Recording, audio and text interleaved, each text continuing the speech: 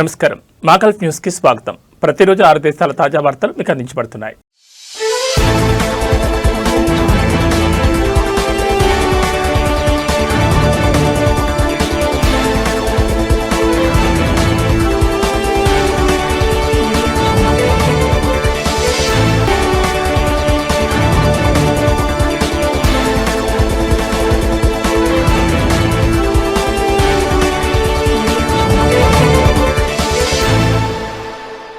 ఖతార్లో కొత్త వ్యాపారాలను ప్రారంభించాలనుకునే పెట్టుబడిదారులు, పారిశ్రామికవేత్తలకు మరింత సౌకర్యం కల్పించేలా వాణిజ్య పరిశ్రమల మంత్రిత్వ శాఖ బిజినెస్ గైడెన్స్ అండ్ ఎస్టాబ్లిష్మెంట్ ఆఫీసును ప్రారంభించింది. వ్యాపార నమోదు ప్రక్రియను సులభతరం చేయడంతో పాటు పెట్టుబడిదారులకు అవసరమైన మార్గదర్శకత్వాన్ని ఒకే చోట అందించడం ఈ కేంద్రం ప్రధాన ఉద్దేశమని తెలిపింది. కాగా వ్యాపార వర్గాలు ఈ నిర్ణయాన్ని స్వాగతించాయి. ముఖ్యంగా తొలిసారిగా వ్యాపారం ప్రారంభించే యువ పారిశ్రామికవేత్తలు, విదేశీ పెట్టుబడిదారులకు ఈ కేంద్రం ఎంతో ఉపయోగపడుతుందని పేర్కొన్నారు. కంపెనీల స్థాపనకు అవసరమైన నిబంధనలు, లైసెన్సులు, అనుమతులపై స్పష్టమైన సమాచారం లభించడం వల్ల అనవసర జాప్యాలు తగ్గుతాయని అభిప్రాయపడ్డారు. ఖతార్లో పెట్టుబడుల అవకాశాలను పరిశీలిస్తున్న విదేశీ పెట్టుబడిదారులు కూడా ఈ నిర్ణయాన్ని స్వాగతించారు. ఒకే కేంద్రం ద్వారా ఖచ్చితమైన సమాచారం లభించడం వల్ల నిర్ణయాలు వేగంగా తీసుకునే అవకాశం ఉంటుందని, పెట్టుబడులపై విశ్వాసం మరింత పెరుగుతుందని తెలిపారు. దోహాకు చెందిన పలువురు పారిశ్రామికవేత్తలు మాట్లాడుతూ స్టార్టప్లకు ఈ కేంద్రం ఎంతో మేలు చేస్తుందని పేర్కొన్నారు. వ్యాపారం ప్రారంభించే ప్రక్రియలో ఎదురయ్యే సందేహాలను నిపుణుల సహాయంతో పరిష్కరించుకోవడం వల్ల వ్యాపార అభివృద్ధిపై ఎక్కువ దృష్టి పెట్టే అవకాశం ఉంటుందని తెలిపారు. ఈ కార్యక్రమం ద్వారా ఖతార్ ప్రభుత్వం పారిశ్రామికవేత్తలను ప్రోత్సహించడం, ప్రైవేట్ రంగ భాగస్వామ్యాన్ని పెంచడం, దేశీయ విదేశీ పెట్టుబడులను మరింత ఆకర్షించడం లక్ష్యంగా పెట్టుకుంది. లుసైల్లో ఏర్పాటు చేసిన బిజినెస్ గైడెన్స్ అండ్ ఎస్టాబ్లిష్మెంట్ ఆఫీసును సందర్శించి కంపెనీ స్థాపనకు సంబంధించిన పూర్తి మార్గదర్శకత్వం, సేవలను పొందాలని పెట్టుబడిదారులు, పారిశ్రామికవేత్తలకు వాణిజ్య పరిశ్రమల మంత్రిత్వ శాఖ సూచించింది.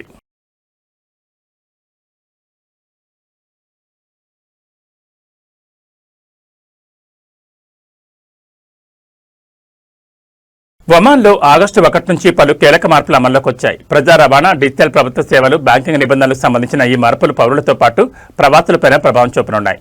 మస్కట్, సలాలా నగరాల్లో నడిచే మ్యాసలాత్ సిటీ బస్సుల్లో ఇకపై నగదు చెల్లింపులు స్వీకరించరు. ప్రయాణికులు బ్యాంక్ కార్డులు లేదా అనుమతించిన మొబైల్ వాలెట్ల ద్వారా మాత్రమే టికెట్ చెల్లించాల్సి ఉంటుంది.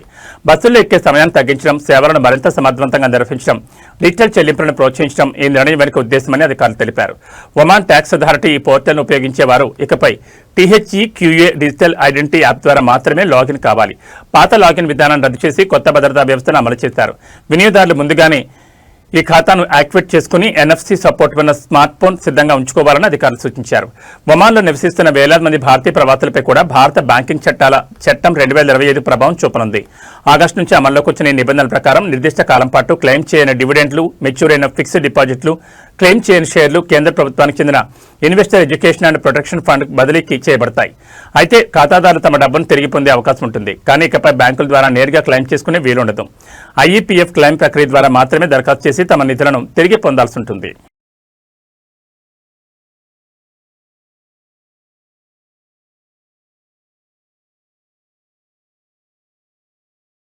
జలీబ్ అల్ షుయుక్ ప్రాంతంలో కొనసాగుతున్న భారీ భద్రతా తనిఖీల్లో మరోసారి పెద్ద ఎత్తున అక్రమాలపై చర్యలు చేపట్టినట్లు కువైట్ అంతర్గత వ్యవహారాల మంత్రిత్వ శాఖ వెల్లడించింది. తాజా దాడుల్లో భద్రతా కేసులు, రెసిడెన్సీ, కార్మిక చట్టాల ఉల్లంఘనలకు పాల్పడిన 1253 మందిని అరెస్ట్ చేసినట్టు తెలిపింది. అలాగే మాదక ద్రవ్యాలు, సైకోట్రోపిక్ పదార్థాల అక్రమ రవాణా, వినియోగానికి సంబంధించి 16 మందిని అదుపులోకి తీసుకున్నట్లు పేర్కొంది.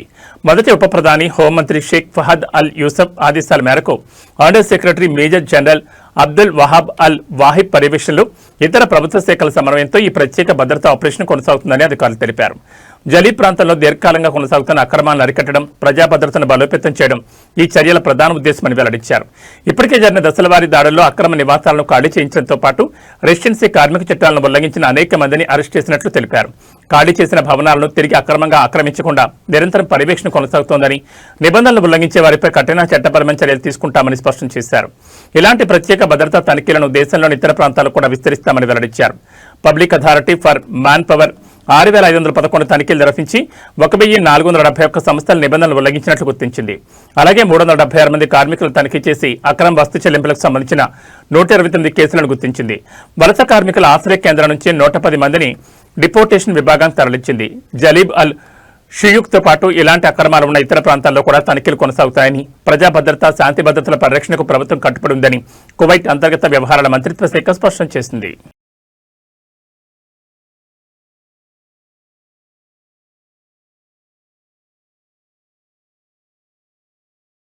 నిబంధనలు ఉల్లంఘిస్తూ అవసరమైన అనుమతులు లేకుండా విదేశీ పర్యటనలు నిర్వహించిన ఓ ట్రావెల్ అండ్ టూరిజం కార్యాలయాన్ని Bahrain tourism and exhibition authority మూసివేసింది. ఇటీవల కొన్ని ట్రావెల్ ఏజెన్సీలు అవసరమైన భద్రతా అనుమతులు, అధికారిక ప్రక్రియలను పూర్తి చేయకుండా సిరియా పర్యటనలను ఏర్పాటు చేయడంతో పలువురు బహ్రెయిన్ పౌరులు సిరియాలోకి ప్రవేశించలేక ఇబ్బందులు ఎదుర్కొన్నారు.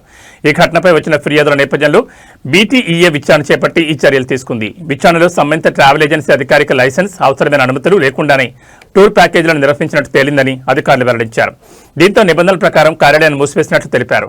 అవసరమైన అనుమతులు, భద్రతా క్లియరెన్స్లు పొందకముందే విదేశీ పర్యటనలు నిర్వహించే లేదా ప్రభుత్వ నిబంధనలు ఉల్లంఘించే ఇతర ట్రావెల్ ఏజెన్సీలపై కూడా కఠిన పరిపాలనమైన చట్టపరమైన చర్యలు తీసుకుంటామని BTEA హెచ్చరించింది. విదేశీ పర్యటనలు లేదా మతపరమైన యాత్రలను నిర్వహించే ట్రావెల్ సంస్థలు గమ్య దేశాల నిబంధనల ప్రకారం అన్ని భద్రతా అనుమతులు, అధికారిక క్లియరెన్స్లు, ఇతర అవసరమైన ప్రక్రియలను పూర్తి చేసిన తర్వాతే ప్రయాణాలను ఏర్పాటు చేయాలని అథారిటీ స్పష్టం చేసింది.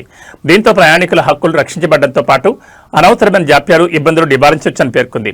పౌరులు, ప్రవాసులు కేవలం లైసెన్స్ పొందిన ట్రావెల్ ఏజెన్సీల ద్వారానే ప్రయాణాలను బుక్ చేసుకోవాలని, ప్రయాణానికి ముందు అన్ని అనుమతులు, క్లియరెన్స్లు పూర్తయ్యాయో లేదో తప్పనిసరిగా నిర్ధారించుకోవాలని Bahrain tourism and exhibitions authority సూచించింది.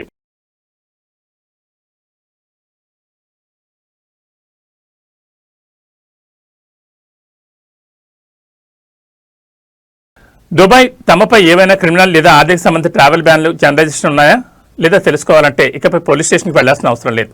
దుబాయ్ పోలీసులు అభివృద్ధి చేసిన జనరలైజేషన్స్ అండ్ ట్రావెల్ బ్యాన్స్ అనే డిజిటల్ సేవ ద్వారా ఈ వివరాలను కేవలం కొన్ని నిమిషాల్లోనే ఆన్లైన్లో తెలుసుకోవచ్చు. ఈ సేవ ద్వారా వినియోగదారులు తమపై నమోదైన జనరలైజేషన్లు లేదా ట్రావెల్ బ్యాన్లకు సంబంధించిన సమాచారాన్ని సులభంగా పరిశీలించుకోవచ్చు. దీంతో సమయం ఆదా కావడంతో పాటు పోలీస్ స్టేషన్లకు ప్రత్యక్షంగా వెళ్లాల్సిన అవసరం కూడా ఉండదు. ఈ సేవ దుబాయ్ పోలీస్ స్మార్ట్ యాప్ మరియు అధికారిక వెబ్సైట్ ద్వారా 24 గంటలు అందుబాటులో ఉంటుంది. UAE నివాసితులు, సంబంధిత అర్హత కలిగిన వినియోగదారులు ఎప్పుడైనా ఈ డిజిటల్ సేవను ఉపయోగించి తమ స్టేటస్ను తనిఖీ చేసుకోవచ్చని దుబాయ్ పోలీసులు తెలిపారు. డిజిటల్ సేవలను మరింత విస్తరించడం ద్వారా ప్రభుత్వ సేవలను ప్రజలకు వేగంగా, సులభంగా అందుబాటులోకి తీసుకురావడమే తమ లక్ష్యమని అధికారులు పేర్కొన్నారు.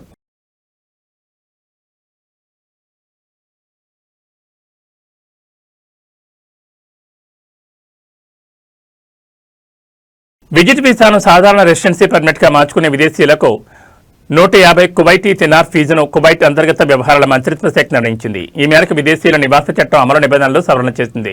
సవరించిన నిబంధనల ప్రకారం ఆర్టికల్ 39లోని 9వ పేరాలో కొత్తగా క్లాస్ 4ను చేర్చారు. దీని ప్రకారం ఆర్టికల్ 16 నిబంధనల కింద విజిట్ వీసాను సాధారణ రెసిడెన్సీ పర్మిట్ గా మార్చుకునే సేవకు KD 150 స్థిర ఫీజు చెల్లించాల్సి ఉంటుంది. అయితే డొమెస్టిక్ వర్కర్లు మరియు వారికి సమానమైన కేటగిరీలకు ఈ ఫీజు నుంచి మినహాయింపు కల్పించారు. ఆర్టికల్ 20 ప్రకారం మీరు ఫీజు చెల్లించాల్సిన అవసరం లేదు. ఈ నిర్ణయాన్ని తమ పరిధిలో వెంటనే అమలు చేయాలని సంబంధిత అధికారులను అంతర్గత వ్యవహారాల మంత్రిత్వ శాఖ ఆదేశించింది. అధికారిక గెజెట్లో ప్రచురితమైన తేదీ నుంచే ఈ కొత్త నిబంధనలు అమల్లోకి వచ్చాయి.